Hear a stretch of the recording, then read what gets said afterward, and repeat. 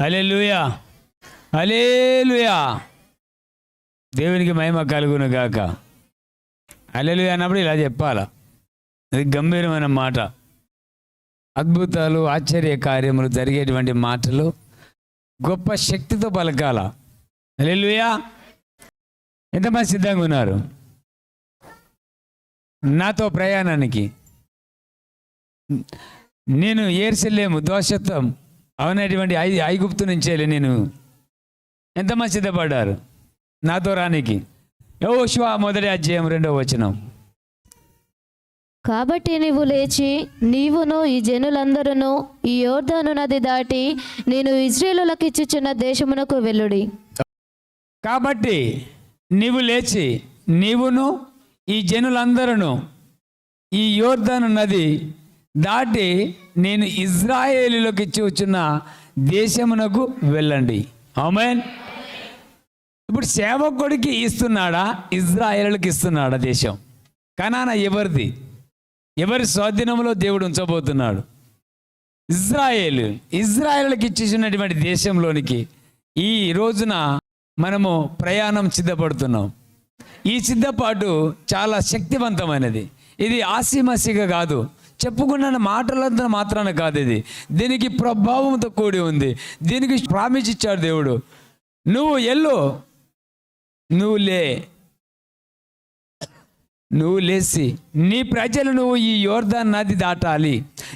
అంటే 40 సంవత్సరాలు మోసే పరిపాలనలో ఇజ్రాయేలీలు కనానా చేరకుండా ఎక్కడైతే ఆగిపోయినారో మరి దేవుడు వాగ్దానం ఇచ్చాడు. ఎందుకంటే నేను కనానాకు తీసుకెళ్తానని వాగ్దానం చేసిన దేవుడు నమ్మదగిన వాడు గనుక ఇచ్చిన మాట నెరవేర్చుకునేవాడు. అవునా? మాట ఇచ్చిన దేవుడు నెరవేర్చేవాడు. ఆయన వాగ్దానం మీ అందరికి ఇచ్చాడు. అవునా? ఇవి నెరవేరేదాకా దేవుడు సైలెంట్గా ఊరుకోడు. ఎందుకంటే మీరు అడగాల. యెహోషువతో మాట్లాడుతున్నాడు. కాబట్టి నువ్వు లేచి జనులందరూ తీసుకొని వెళ్ళిపోండి. నేను కనానాకు ఇజ్రాయేల్కి ఏ దేశం అయితే ఇచ్చానో ఆ దేశానికి తీసుకొని వెళ్ళిపోమని చెప్పాడు. అయితే ఇక్కడ మీరు జ్ఞాపకం చేసుకోవాలి, ఈ యోర్దాను నది దాటి దేశంకి వెళ్ళండి అంటే అరణ్యములో ఇజ్రాయేలీలు అనుభవాలు, వారి పూర్తి విజయాలు. 1 కొరింథీ 10:11 ఈ సంగతులు దృష్టాంతములుగా వారికి సంభవించి యుగాంతమందున్న మనకు బుద్ధి కలుగుటకై వ్రాయబడెను. ఆమేన్. ఇప్పుడు యేసుక్రీస్తులో ఉన్న నిన్ను ఆయన రక్షణ నిన్ను చూపిస్తుంది. నువ్వు ఆయన రక్షణ తీసుకొని పొందుకొని ఆయన కృపలో నువ్వు ఎదగాలన్న దానికి ముందు నువ్వు కనానా ప్రవేశము కావాలంటే ముందు నీకు రక్షణ అనేది కావాలి. యెహోషువ యుద్ధానికి యుద్ధ వీరుడు. యెరికో గోడలు 7 రోజుల్లో కూల్చేసేటువంటి సామర్థ్యం కలిగినవాడు. ప్రజలందరినీ పట్టుకొని కొన్ని వేల మందితో యెరికో గోడ చుట్టుకొని, అవునా, 6 రోజులు సైలెంట్గా పట్టణాన్ని చుట్టుముట్టారు. 7వ రోజు నాడు వాళ్ళ శబ్దము, వారి కేకలు వేయడంతో ఆ శబ్దానికి యెరికో గోడలు కూలిపోయినాయట. హల్లెలూయా. అంటే యెహోషువ చాలా బలం కలిగిన వాడు, నమ్మకస్తుడు, దేవుని ఎదుట, అవునా, తాను తగ్గించుకొని మోసే పరిచారకుడు, మోసే చేయి కింద పనిచేసేవాడు. అలాంటి యెహోషువ కాలంలో దేవుడు ఇజ్రాయేల్ ప్రజల్ని కనానాకు తీసుకుని పోతున్నాడు. ఆమేన్. ఈ 40 ఏండ్లు నువ్వు ఆశీర్వదించబడలేదా? దరిద్రంలో ఉన్నావా? కష్టంలో ఉన్నావా? బాధలో ఉన్నావా? 24 సంవత్సరంలోంచి నువ్వు అద్భుతమైన ఆశీర్వాదాలు చూస్తావు. ఆమేన్. హల్లెలూయా. గొప్ప వాగ్దానాలు దొరికాయి. ఈ వాగ్దానాన్ని పట్టుకొని మనం ముందుకెళ్తున్నాం. సమస్యలు అన్నీ కొట్టివేస్తున్నాం యేసుక్రీస్తు నామంలో. ప్రతి అడ్డగోడను తొలగించబడును గాక, ప్రతి ఆటంకము బ్రేక్ చేసి యేసు ఎప్పుడైతే నువ్వు ఏమని పలుకుతావంటే నీకు వచ్చిన కష్టాన్ని యేసు నామమున, అవునా, నజరేయుడైన యేసు నామమున ప్రతి కష్టాన్ని ప్రభువా నేను బంధించి వేస్తున్నాను అని ఎప్పుడైతే నువ్వు ఉచ్చరించి నీ నోట పలుకుతావో అక్కడ ఆ మాటకు దేవుడు దాన్ని బ్రేక్ చేస్తాడంట. మరి ఇలా పలకడం నేర్చుకోవాలంటే ముందు వాక్య ధ్యానం చేయడం నేర్చుకోవాలి. వాక్యం ఎప్పుడైతే చదువుతావో బంధించడము, దాన్ని ఏ విధంగా మనము జయించడము, ఇవి నేను నేర్చుకుంటావు. ఇవి రెండు నువ్వు నేర్చుకోవాలా. మొదట ఓకే ఈ వెళ్ళు, మొదట నువ్వు నిలబడాలా. ఈ ప్రజలందరూ నిన్ను వెంబడిస్తారు. ఈ ప్రజలందరూ సేవకుని వెంబడించాలండి, అవునా? సేవకుని వెంబడించే గొర్రె ఎక్కడ నశించదు, అవునా? ఇజ్రాయేల్ ప్రజలు మోసని వెంబడించారు, యెహోషువని వెంబడించారు, ఎన్నో ప్రవక్తలను వెంబడించారు. వాళ్ళు సురక్షితంగా విజయంతో బయటకు వచ్చారు. హల్లెలూయా. కాపరిని వెంబడించని గొర్రె ఏ తోడేలుకో ఏ అడవి మృగానికో దొరికిపోతుంది, అవునా కాదా? సేవకుడిని వెంబడించిన గొర్రె దేనికి మాత్రం అది దొంగలించబడదు. అందుకే నన్ను ఎరిగిన నా జనులు ఎక్కడనూ సిగ్గునొందరు. హల్లెలూయా. దేవుడు చెప్పిన మాట వాగ్దానం. మనం ఎలా ఉన్నాం చూడండి. 8వ వచనం.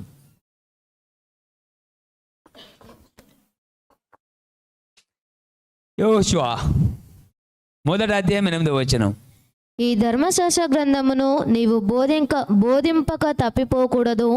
దానిలో వ్రాయబడిన వాటన్నిటి ప్రకారము చేయుటకు నీవు జాగ్రత్త పడినట్లు దివారాత్రము దాన్ని ధ్యానించిన ఎడల నీ మార్గమును వర్ధిల్ల చేసుకొని చక్కగా ప్రవర్తించెదవు. హల్లెలూయా. దేవుడు మాట్లాడిన విధము, దివరాత్రము దాన్ని ధ్యానించిన ఎడల నీ మార్గమును వర్ధిల్ల చేసుకొని చక్కగా ప్రవర్తించెదవు. చక్కగా ఎప్పుడైతే వాక్యాన్ని నువ్వు చదువుతావో వాక్యము నిన్ను నిలబెడుతుంది, చక్కగా నువ్వు నడుచుకునేటట్టుగా చేస్తుంది.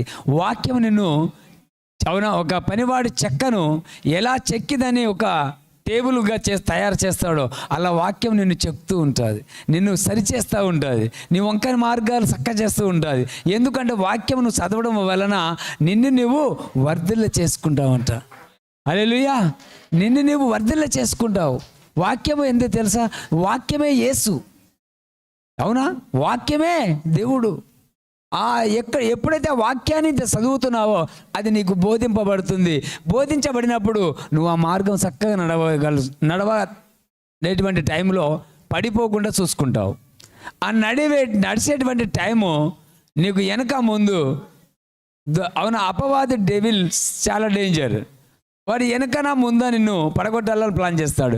కానీ నువ్వు వాక్యం చదివావు కదా, ఈ వాక్యం నీకు కంచెగా ఉంటుంది. అవుమాయ్, నువ్వు పడిపోకుండా నిన్ను వాక్యం నిలబెడుతుంది. అందుకే ఇక్కడ యెహోషువతో మాట్లాడుతున్నాడు, చక్కగా వర్ధిల్ల చేసుకొని దేవుని వాక్యాన్ని, ధర్మశాస్త్రాన్ని గ్రహించి వాటిని అనుసరించిన వారు వర్ధిల్లుతారని దేవుడు చెప్పాడు. ఆమేన్. అయితే ఇక్కడ మరి ఈ వర్ధిల్లడం అంటే ఏంటంటే జయకరంగా జీవిస్తారు కూడా, విజయంగా ఉంటారు కూడా. ఎందుకంటే ప్రభు అంటున్నాడండి, ఈ రోజున నీతిగా జీవించడానికి తమ జీవితాలు దేవుని సంకల్పాన్ని నెరవేర్చడానికి కూడా కొంత ఉపయోగపడుతుంది. ఏంటిది? నువ్వు చదివిన వాక్యం ద్వారా నీ మనసు నూతనపరచబడినప్పుడు నువ్వు రూపాంతరానికి వెళ్ళిపోతావు. అవునా? నీ మనసు నూతనపరచబడాలి. మనం నూతన వస్త్రాలు వేసుకున్నాం అనేది కాదు. అవునా? అంతరంగము వేరు, అంతరంగ పురుషుడు వేరు. అవునా? భావ్య పురుషుడు బలహీనమైనప్పుడు అంటే అంతరంగ పురుషుడు దినదినము బలము పొందుతాడంట. అంటే ఎప్పుడైతే వాక్యం చదువుతావో నీలో ఉన్న అంతరంగ పురుషుడు ఏమవుతాడంట? బలమవుతాడు. ఆ బలం ఎప్పుడైతే వస్తుందో ఈ శరీర మాలిన్యం అంతా వెళ్ళిపోతుంది.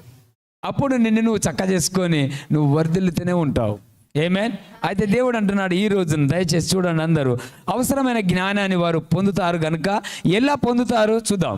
ఎలా దేవుని యొక్క చిత్తం జ్ఞానం ఎలా పొందుకుంటావు? కీర్తన 18లో అని చక్కగా ఒక మాట రాశాడు దేవుడు. కీర్తన 14వ అధ్యాయం 2వ వచనం. వివేకము కలిగి దేవిని వెతుకువారు కలరేమో అని యెహోవా ఆకాశము నుండి చూచి నరులను పరిశీలించెను. అయితే ఇక్కడ దేవుడు ఒక ఆశపడుతున్నాడు, వివేకం కలిగి దేవుని వెతుకువారు కలరేమో అని యెహోవా ఆకాశం నుండి చూచి నరులను పరిశీలిస్తున్నాడంట. వివేకం కలిగి ఎవరైతే నడుచుకుంటారా, ఈ వాక్యము చదివి ఎవరైతే వర్ధిల్ల చేసుకుంటారా, వీళ్ళ వైపు దేవుని యొక్క దృష్టి ఉంటుందంట. హల్లెలూయా. మరి ఈ రోజుల్లో కూడా యెహోషువకు వాగ్దానం చేశాడు, యెహోషువ నువ్వు భయపడక అవసరంలే. ఎందుకో తెలుసా? నేను మోషకు తోడై ఉన్నట్టు నీకు కూడా తోడై ఉంటాను, నిన్ను నడిపిస్తాను అని దేవుడు వాగ్దానం చేశాడు. ఈ 2024లో మనకు వాగ్దానం చేశాడు దేవుడు. అవునా? ఈ వాగ్దానం మీద మనము ముందుకెళ్ళబోతున్నాం. ఆమెన్, హల్లెలూయా. ఎందుకంటే ప్రియ దేవుని బిడ్డ, ఇక్కడ ఆయన చెప్పాడు, కీర్తన 119 అధ్యాయము 99వ వచనం, 119 అధ్యాయము 99వ వచనం.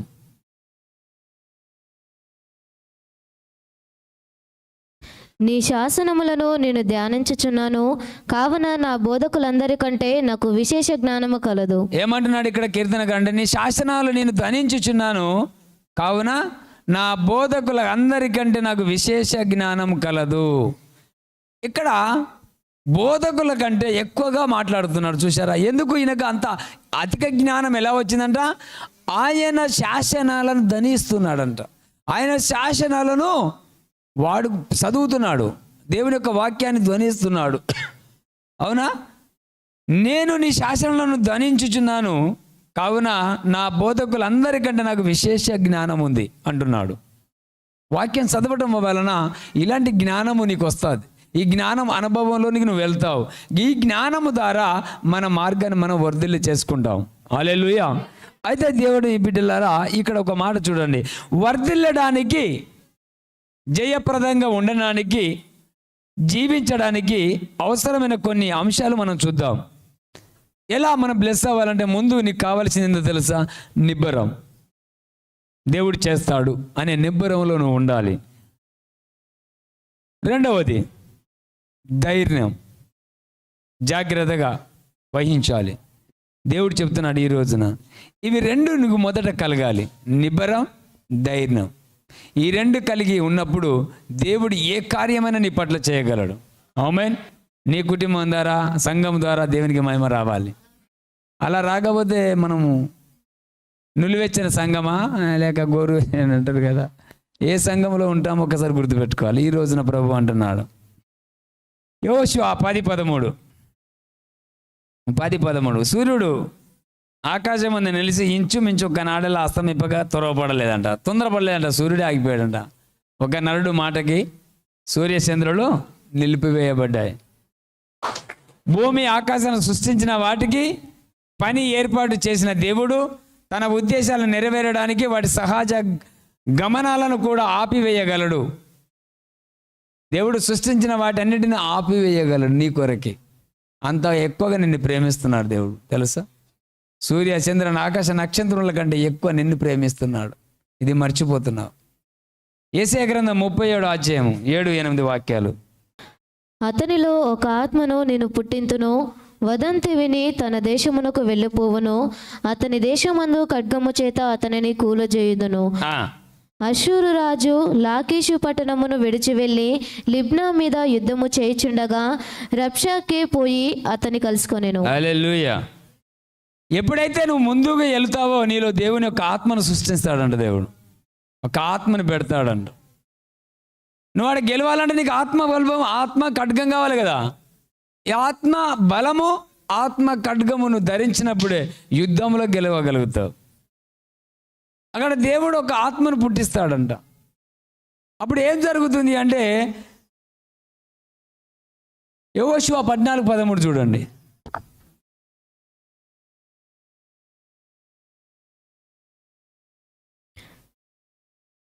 యెఫున్నె కుమారుడైన కాలేబు ఇజ్రాయేలుల దేవుడైన యెహోవాను నిండు మనసుతో అనుసరించువాడు గనుక యెహోషువ అతని దీవించి అతనికి హెబ్రోనును స్వాస్థ్యముగా ఇచ్చెను. హల్లెలూయా. యోపేను కుమారుడైన కాలేబు ఇజ్రాయేలుల దేవుడైన యెహోవాను నిండు మనసుతో అనుసరించువాడు గనుక యెహోషువ అతనిని దీవించి అతనికి హెబ్రోనును స్వాస్థ్యంగా ఇచ్చాడంట. ఈ రోజు నుంచి మీకు ఏదైతే ఉందో అది మీ స్వాస్థ్యంగా ఉండును గాక. హల్లెలూయా. మరి ఉండును అని మనం చెప్పుకుంటాం, బాగానే ఉంటుంది. కానీ మన మనసు నిండు మనసుతో దేవుని ఎమ్మడించాలంట. మరి కాలేబు అలా ఎమ్మడించాడు. ఏబ్రీను కొండను దేవుడు స్వాస్థ్యంగా ఆయనకు ఇచ్చి సొంతం ఇచ్చేసాడు. అవునా? మీరు ఎక్కడ ఉన్న దేవుని యొక్క ఆశీర్వాదాలు మీ సొంతం అవును గాక. హల్లెలూయా. గమనించండి దేవుని బిడ్డలారా. అంటే ఈ కాలేబు యెహోవాను అనుసరించాడు కాబట్టి కాలేబు దేవుని ఎడల విశ్వాసంతో దేవుని వాగ్దాన స్వాస్థ్యాన్ని సంపూర్ణంగా పొందుకున్నాడు. కాలేబు ఎలా పొందుకున్నాడా? సంపూర్ణంగా వాగ్దానం పొందుకున్నాడంట. 14:9 ఆ దినమున మోషే ప్రమాణము చేసి, నీవు నా దేవుడైన యెహోవాను నిండు మనసుతో అనుసరించితివి గనుక నీవు అడుగుపెట్టిన భూమి నిశ్చయముగా నీకును నీ సంతానమునకును ఎల్లప్పుడూ స్వాస్థ్యముగా ఉండుననెను. హల్లెలూయా. మోషే కాలేబును ఆశీర్వదిస్తున్నాడు. ఏమంటున్నాడంటే, నీవు నా దేవుడైన యెహోవాను నిండు మనసుతో అనుసరించితివి గనుక నువ్వు అడుగుపెట్టిన భూమి నిశ్చయముగా నీకును నీ సంతానమునకు ఎల్లప్పుడూ ఇచ్చేస్తానన్నాడు దేవుడు. అవుమై అంటే ఇప్పుడు ఇక్కడ నువ్వు లేచి నీవును ఈ జనులందరూ యోర్దాను దాటాలా, ఈ కష్టాల నుంచే మనం దాటాలా, ఈ ఇబ్బందుల నుంచి వెళ్ళిపోవాలా, ఈ ఆర్థిక సమస్య నుంచి బయటకు రావాలా. అందుకే దేవుడు చెబుతున్న వాగ్దానాలు మనం గుర్తు చేసుకోవాలా. ఇక్కడ ఆయన అన్నాడు, నేను మోషేకు చెప్పినట్లు మీరు అడుగుపెట్టు ప్రతి స్థలము మీకు ఇస్తున్నానన్నాడు. హల్లెలూయా. మనం ఎక్కడన్నా యథార్థంగా ఉంటాం, సంతోషంగా ఉంటాం, ఆనందంగా ఉంటాం, ఆయన కృపలో తెజరిల్లుతూ ఉంటాం. హల్లెలూయా. మరి ప్రభు అంటున్నాడు ఈ రోజున, విశ్వాసులు కొత్త ఒడిబడిక అనుసరించి చూపేటువంటి నమ్మకానికి తండ్రి అయిన దేవుడు వాగ్దానం చేసింది పరిశుద్ధాత్మను పొందడానికి అతని జీవితము చక్కగా చూపెడుతున్నాడు. చక్కగా ఉందా? ఒక ఉదాహరణగా ఉంది. అంటే అపోస్తులు 1:4, అపోస్తులు 1:4. ఆయన వారిని కలుసుకొని ఇలాగూ ఆజ్ఞాపించెను, మీరు యెరూషలేము నుండి వెళ్ళక నా వలన వినిన తండ్రి యొక్క వాగ్దానము కొరకు కనిపెట్టుడి. యెహోవాను నీళ్లతో బాప్తిసము ఇచ్చెను గాని కొద్ది దినములలోగా మీరు పరిశుద్ధాత్మలో బాప్తిసము పొందెదరను. ఆమేన్. యెహోవాను నీళ్లతో బాప్తిసం ఇస్తున్నాను కానీ కొద్ది రోజులు, కొద్ది క్షణాలలో మీరు దేంట్లో బాప్తిసం పొందారడా? పరిశుద్ధాత్మలో. ఆమేన్. అంటే దేవుడు కార్యాలు కంటికి కనబడు, చెవికి వినబడు. ఇవి నాకు ఈ కోరికలు నెరవేరాలి. వాగ్దానం చేసిన దేవుడు నమ్మదగినవాడు. మీరు ఈ రోజు నుంచి కనానా అనుభవాలు మీకు వస్తాయి. హల్లెలూయా. ఆశీర్వాదాలు, దీవెనలు మెండుగా దొరుకుతాయి. ఎందుకు అంటే మారు మనసు పొంది కొత్త నిబంధనలో ఇమిడి ఉన్న ఒక మాట. కొత్త నిబంధన కావాల్సిందో తెలుసా? మారు మనసు. మారు మనసు ఇది చాలా ఇంపార్టెంట్. మారు మనసులోనికి ఎప్పుడు వస్తావు? అక్కడ దేవుడు ఇచ్చినటువంటి వాగ్దానం, విశ్వాసం మూలంగా అబ్రాము నీతిమంతుడిగా ఎంచబడ్డాడు. విశ్వాసం మూలంగా. అయితే ఇక్కడ మీరు గుర్తుపెట్టుకోవాల్సిన విషయం ఏంటంటే, దేవుని ఆదేశాలు అంగీకరించిన తర్వాత దేవుడు దయచేసి ఆత్మీయ వరాలు ఏదైనా సరే విశ్వాసులు స్వీకరించాలి. ఆత్మీయ వరాలు ఏదైనా ఒకటి దేవుడు మనకిస్తున్నప్పుడు దాన్ని పొందుకోవాలి. ఎలా పొందుకోవాలి? రోమీలు 12:6-8 మనకు అనుగ్రహింపబడిన కృప చొప్పున వేరు వేరు కృపా వరాలు కలిగిన వారమై ఉన్నాము గనుక. ఆమేన్. ఏ వరాలు కలిగి ఉన్నావట? వేరు వేరు. గమనించాలి. ఈ సమయం చాలా అరుదైనటువంటి రోజు. దేవుడు ఇచ్చినటువంటి గొప్ప వాగ్దానాలు. ఎందుకంటే ప్రభువు ఏదైతే మనకి ఇచ్చాడో ఆ వరాన్ని మనము పొందుకొని నేర్చుకోవాలి. అయితే ఇక్కడ ఆయన ఇంకొక మాట రాస్తాడు, ఆత్మ ఫలము పొందుకున్న వానికి జ్ఞానాన్ని కూడా దొరుకుతుంది. ఆత్మను అనుసరించి నడుచుకున్న వానికి జ్ఞానము కొదువ ఉండదు. అయితే ఇక్కడ మీకు ఇంకొక మాట చెప్తానండి. దేవుడు గొప్పవాడు. యెహోషువ ప్రార్థించినప్పుడు సూర్యచంద్రుడు బ్రేక్ అయిపోయినాయి.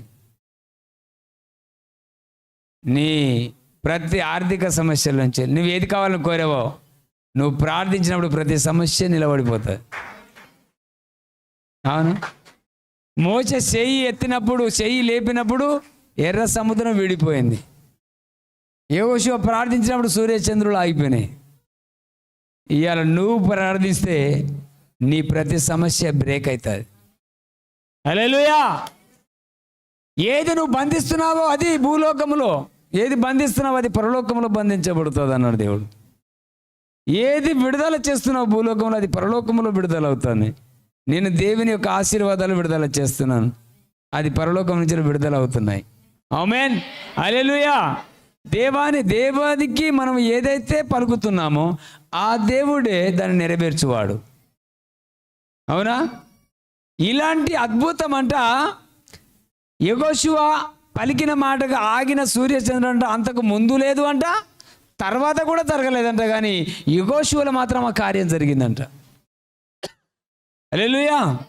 అందుకనే మోషేతో 40 సంవత్సరాలు బాధపడిన ఇజ్రాయేలీలు యెహోషువ కాలానికి ఈయన తరములో ఈయన చట్ట ప్రకారంగా వీళ్ళని కనానికి పంపించేశారు దేవుడు. అవునా? అంటే ఒక్కొక్కరికి ఒక్కొక్క విజన్ ఉంటుంది దేవుడి దగ్గరికి వెళ్ళి. దేవుడు యెహోషువకు ఎప్పుడైతే నేర్పించాడో చెప్పాడో యెహోషువ ప్రయాణం సిద్ధపడ్డాడు. హల్లెలూయా. మరి సిద్ధపాటులోనే ఉన్న గొప్ప ప్రార్థన చేసి యెహోషువ ఒక అద్భుతం కోసం ప్రార్థించగా దేవుడు దానికి జవాబిచ్చాడు. జవాబు ఇవ్వడమే కాదు, ఒక నరుడు పలికిన మాటకి ఆయనే కట్టుబడ్డాడు. మనం ఎన్ని మాటలు పలికినా ఏ సమస్య కట్టుబడదుగా, పడుతుందా? అవునా? అన్నీ మళ్ళీ కష్టాలు బాధలేగా ఉంటాయి. దయచేసి మీరు నేర్చుకునేవారే కాదు, నేర్పేవారుగా ఉండాలి. ఎన్ని రోజులు ఉన్నా వృద్ధాప్యములకు వచ్చినా జరిగేది నీ చిత్తమే ప్రభు అంటే ఏం ప్రయోజనం ఉండదు. అవునా? జరిగేది ఆయన చిత్తము, నువ్వు జరిగిస్తే చూపిస్తాడు. నువ్వు చేస్తా ఉంటే ఆయన చిత్తం చూపిస్తాడు. నీ చిత్తమే చేసుకోవాలనుకుంటే కుదరదు. ఆయన చట్టానికి మనం లోబడవలసిందే, ఆయన ఆజ్ఞకు లోబడవలసిందే, ఆయన మాటకు లోబడవలసిందే. వ్యతిరేకంగా తిరిగితే ఏమవుతుంది గుర్తుపెట్టుకోండి. అందుకనే ఒక చట్టాన్ని మనం ఉల్లంఘించకూడదు. అది దైవ చట్టము, దేవుని చట్టము, పరలోకం నుంచి ఇచ్చిన నీకు ఆజ్ఞ అది. అవునా? ఆ దైవత్వానికి నువ్వు లోబడకపోతే ఏ చట్టానికి నువ్వు లోబడలేవు. నేను లోబడ నేర్చుకునేదే దేవుని దగ్గర. ఆ కృప కలిగిన వాడు, క్షమించగలవాడు, క్షమించే మనసు ఉన్నవాడు, మనసున్న మహారాజు ఆయన దగ్గరికి వచ్చిన నిన్ను ఎలా దూషిస్తాడనుకున్నావు? ప్రేమించి, సంరక్షించి, నిన్ను నిలబెట్టి, కాపాడి, ఆశీర్వదించి. యెహోషువ ఇలాగే వచ్చాడంట. దేవుని సన్నిధికి వచ్చి నిలబడితే సాతాను వచ్చేసి దేవుని దగ్గర ఫిర్యాదు అయిందంట. ప్రార్థన చేయక ఫిర్యాదు అయిందా, లేక ఆయన సన్నిధిలో యెహోషువ రాలేక ఫిర్యాదు అయిందా? ఎలా ఫిర్యాదు అయింది? యెహోషువ భక్తి కలిగిన వాడు, దేవుని నుంచి పిలుపున్న వ్యక్తి, దేవుని ద్వారా ప్రణాళికలు ఏర్పరచబడిన వాడు. అయినా అతని మీదనే అపవాది ఒక నిందే పెట్టి ఒక ఫిర్యాదు చేస్తుంది దేవుని సభలో, ఆయన చట్టంలో. దేని విషయంలో చేసింది అంటే యెహోషువ కంట మలిన వస్త్రాలు ఉన్నాయంట, పాత వస్త్రాలు. ఇప్పుడు నీకేమి లేవు, దరిద్రంగా ఉన్నావు, ఏం బట్టలు కొంటావు? వస్త్రం మీద కూడా యెహోషువ మీద ఫిర్యాదు చేసింది అపవాది. అందుకే వస్త్రధారణ సరిగ్గా ఉందా లేదా ఉండాలని మన దేవుని ప్రార్థించాలి. ఇలా ప్రార్థించకపోతే ఏం చేస్తాం? అవునా కదా? ఒక వస్త్రము బాగలేకపోతే ఎప్పుడైతే అపవాది యెహోషువ మీద ఫిర్యాదు చేసిందో అప్పుడు దేవుడు ఏం చేసిండో కొంతమందిని పిలిపించి, దూతలను పిలిపించేసి ఆ మలిన వస్త్రాలు తీసేసేయండి అని తీసేసి అతను శుభ్రం చేసేసి కిరీటం పెట్టేసి రాజా ఉంగరం పెట్టేసేసి అతనికి ప్రశాస్తమైన వస్త్రాలు తొడిగించేసి నిలబెట్టాడు అపవాది ముంగట. హల్లెలూయా. అప్పుడు ఏం చేస్తా? హల్లెలూయా. తొక్కుతానని వచ్చింది, తొక్కించుకొని పోయింది. రోమ 16:20 వాక్యం, సైతానును మీ కాళ్ళ కింద శీఘ్రంగా త్రొక్కిస్తాను, మీతోనే తొక్కిస్తాను అన్నాడు దేవుడు. అది మనం తొక్కాల్సింది ఉండిపోయి దాంతోనే మనం తొక్కించుకుంటూ కష్టాలు పడుతూ ఉంటాం, బాధపడుతుంటాం. అయ్యో నాన్న ఎస్ ఎవడో మంత్రం చేశారు నాకు, అవునా పానం తిక్కి తిక్కి అవుతుంది అక్క, ఏదేది అవుతుంది అక్క, ఏమేమి జరుగుతుంది అయ్యగారు, కొట్టు కొట్టు ఫోను, నాకు ఫోన్ కొట్టు కాదు, నువ్వు మోకరించి ప్రార్థించి ఏసైకి ఫోన్ కొట్టు. హల్లెలూయా. నువ్వు నాకు చేసి ఫోన్ చేసి ఎలా మాట్లాడతావో నువ్వు ప్రార్థనలు చెప్తే అదే ఫోన్ ఆయనకే పోతుంది. నా దగ్గర దాకా రావాల్సిన అవసరంలా, ముందు ఆయనకు చేయాలా. ఎమర్జెన్సీ కాల్స్, అవునా, త్వరగా రిసీవ్ చేసుకుంటారు దేవుడు. ఎమర్జెన్సీలో వ్యాధి కలివని హాస్పిటల్ ఉన్నది ఏం చేస్తారు, తొందరగా తిరిగేస్తారు, నర్సులు తిరిగేస్తారు, కొండపోతారు, ఎమర్జెన్సీలో వాటిలో పెట్టేస్తారు, అవునా కదా. ఎమర్జెన్సీ నీ యేసుకు ప్రార్థించి దేన్ని నమ్మక నిబ్బరం కలిగి ఉండు అన్నాడు దేవుడు. ధైర్యంతో ఉండు, నిబ్బరం కలిగి ఉండు, విశ్వాసం ఉండు, వాక్యములు ధ్వనిస్తూ ఉండు, నిన్ను నీవు వర్ధిల్ల చేసుకుంటావు. ఆమేన్, హల్లెలూయా. ఎందుకు దేవుడు చెప్పాడు? వారందరిని దేవుడు వస్తుపరంగా వర్ధిల్ల చేస్తాడని దాని అర్థం కాదు. ఇలాంటి సాధారణ సూత్రాలు కొన్ని సంపూర్ణ హామీలు కావు.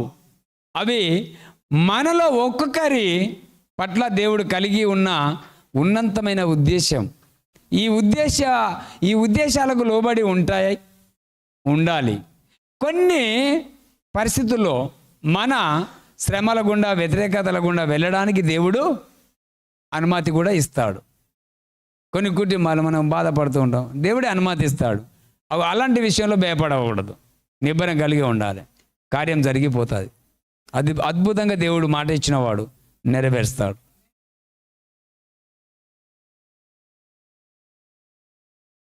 స్తోత్రములు పరిశుద్ధుడా, నమ్మదగిన నా యేసయ్య, నీ గాయపడిన నీ హస్తాలకు వందనాలు, కృతజ్ఞత స్తుతులు చెల్లిస్తూ, ఇదిగో నూతన సంవత్సరం మొదటి రోజు ప్రారంభం. ఈరోజు మా ఆశీర్వాదాలు కూడా ప్రారంభం.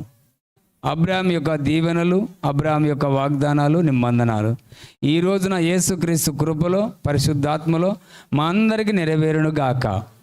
తండ్రి యొక్క చిత్తం మా పట్ల జరిగించి నెరవేర్చి అద్భుత రీతిగా ప్రతి కుటుంబాన్ని బలపరచుటకు నీ యొక్క పరిశుద్ధాత్మను పంపించిన దేవా నీకు స్తోత్రం.